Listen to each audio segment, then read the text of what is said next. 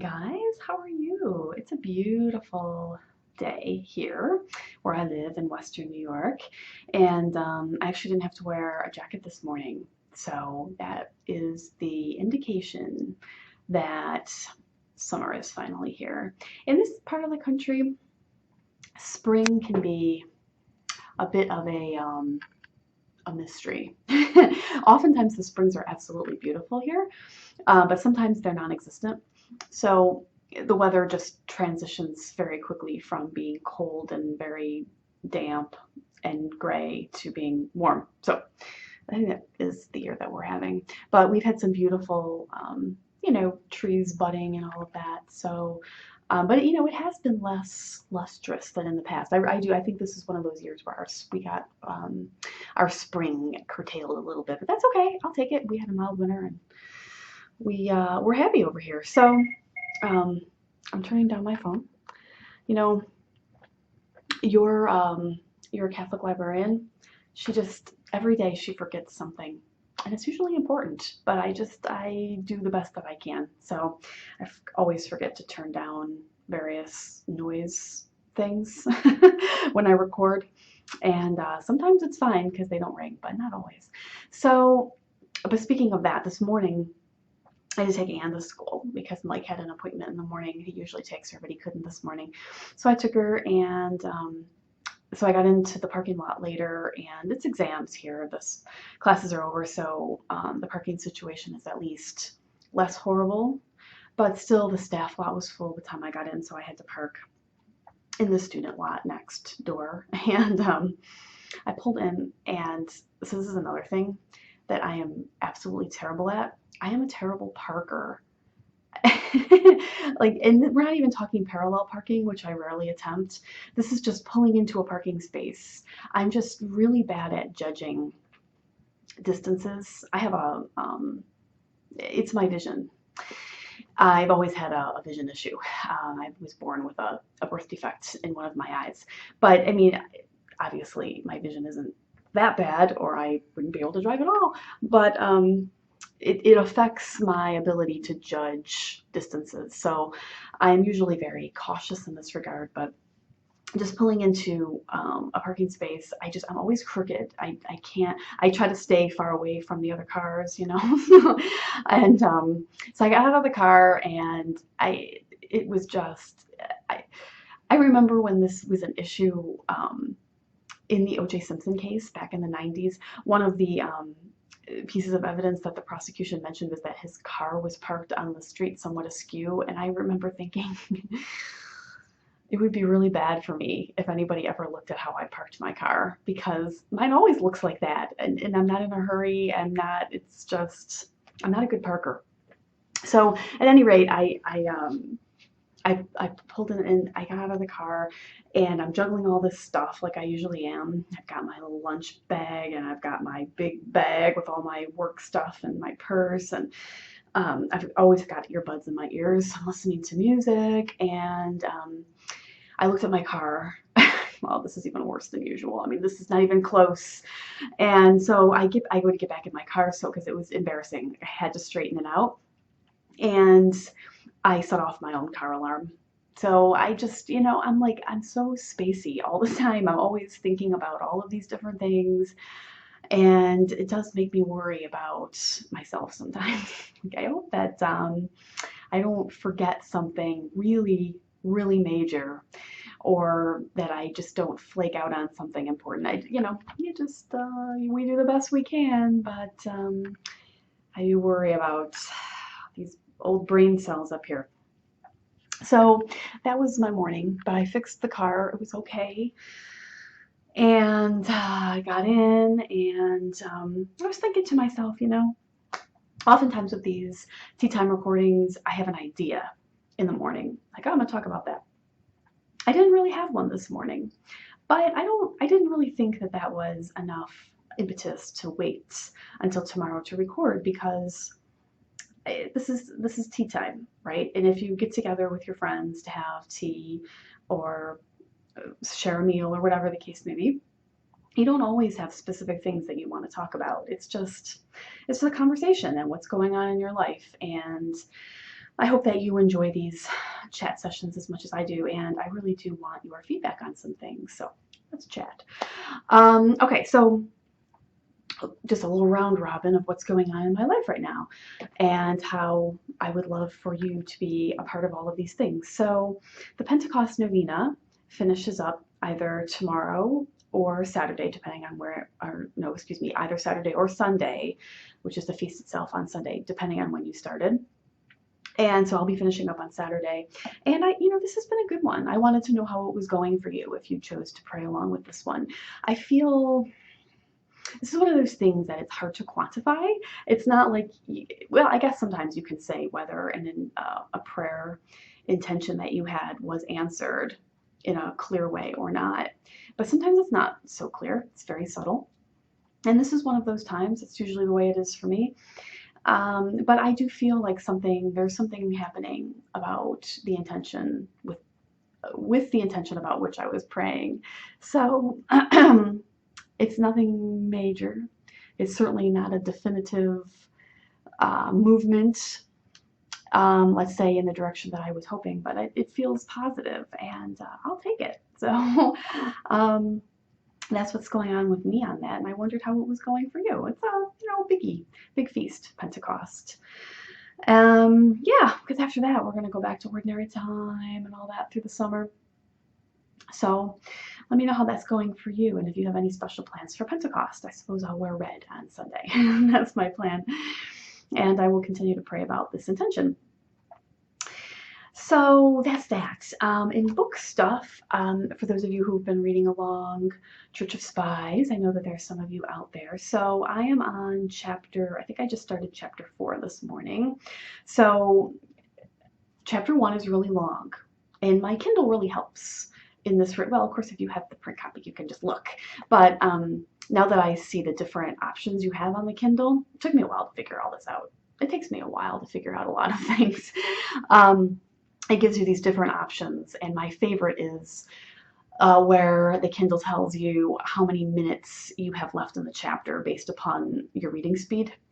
So the first chapter was super duper long, but now that the chapters 2 and 3, they went a lot faster, and I found them faster in other ways too. I found that it moved faster in my mind as well.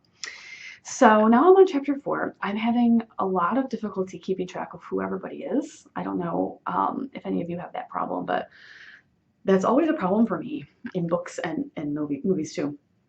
So I'm doing the best I can. And on the Kindle, it isn't as easy to flip back. Like, was that the guy that they were talking about back in the prologue? I mean, you can certainly volley within the table of contents, but then I don't always make it successfully back to where I was in the book, and then I've got a page through. I hate that. I'm sure that there's a better way to do that, and I just haven't figured it out yet.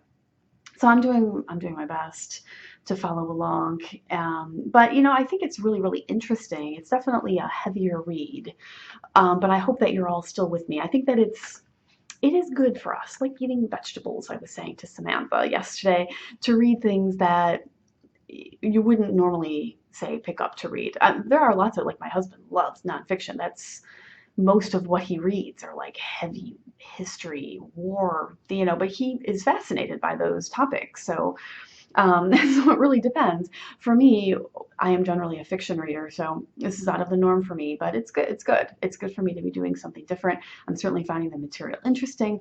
So we have coming up, okay, today is the 12th. So, all right, we have just under 2 weeks before our first discussion, and that'll be about the first 5 chapters, and then we'll kind of take it from there as to how we're going to read the rest of the book. So I hope that many of you are reading along with me and will chime in on the 25th with your thoughts on the first 5 chapters. I'm excited. In the fiction realm, if you're interested in reading along in a book club-like fashion on a fiction read, head over to plannednotscripted.com. I'll put a link in the show notes, and vote on a book, a beachy summer read over there for the podcast that I do with Christina, because we're going to be talking in each month, June, July, August. Towards the end of the month, we'll have a special episode that we'll put out just talking about the book, and we'll divide it into 3 segments. So if you like fiction, we would love your thoughts. There's several historical fiction options as well as a couple contemporary. So they're all very different from each other. So go chime in on what you would like to read. I'm excited about that. So that's why I'm trying to progress as much as I can with Church of Spies now, so that I'll have plenty of time for the fiction read coming up too. So yeah, it's really nice to feel like you're reading along in community, isn't it? Like that you're not just alone. It keeps me motivated, and it just gives me a warm, happy feeling when I think about all of you reading along with me. So yeah, chime in on that one. And circling back to the novena stuff for a moment, because I forgot to mention this when we were talking about Pentecost, but I like to generally do a novena every month. And so for May, I'm finishing up the 54-day Rosary Novena, which has spanned a couple of months, but we had Pentecost. So now in June, I would love your ideas for which novena we should pray. In June, I immediately think of Sacred Heart, but there's lots of other options. So get out your liturgical calendars, see if there's any feast days in there that inspire you, and if you'd like to pray a novena with regard to one of those, or if there's, it doesn't always have to be tied to somebody whose feast day falls in that month. So if you have another idea, I'd love to hear that too. Maybe I'll try to dig up a link to a June church calendar. So if you want to take a peek at that, I'll try to make we're building up the brain cells. I'll make a mental note to put that in the show notes as well. So I'd love to hear what you have to say about that. Otherwise, it's just been like a summer creativity sort of a time for me. I wonder if it's like that for you too, and what you're working on and planning for the summer. I know I talk about that a lot, but it's a topic that never gets old, really, in terms of creative inspiration. So right now, Mike's play is this weekend and next, and I'm feeling very nervous for him. I'm feeling very excited for him, but it's a big deal. He has a really big part, and yeah, I love going to see him perform, but I do feel nervous when I go because I want it to go really well for him. And it's a romantic comedy, and he is the male lead, and I'm also feeling a little cutely jealous about the fact that, his character is, playing a romantic interest of the female lead. And yeah, I mean, it's different. This is the first time this has ever happened for, in terms of the roles that he's played. It's all very exciting. But yeah, I mean, it's certainly something that it's been, I think about him in that role. I'm thinking, yeah, I'm a little jealous, but I find it very appealing for my husband to be in his creative zone. It's very attractive to see him in that light. So it's like this whole myriad of emotions, I guess. So I'm feeling more nervous in a good way than usual about this play for him, wanting it to go well for him, and going to see him. And so I'm looking forward to it, but I have butterflies on his behalf, so I'll let you know how it goes. So there's that. And I've been thinking about lots of dance stuff because our events are quickly closing in. We have barely been able to rehearse my troupe because of the schedule. It's been very crazy with weddings and other events and workshops. And so we haven't been able to rehearse very much, and we have stuff coming up. So we have rehearsal again on Friday. We have choreography that's not finished. So we have to finish. We have choreographies that need a lot of work, that are new, that are finished but need a lot of work tuning up.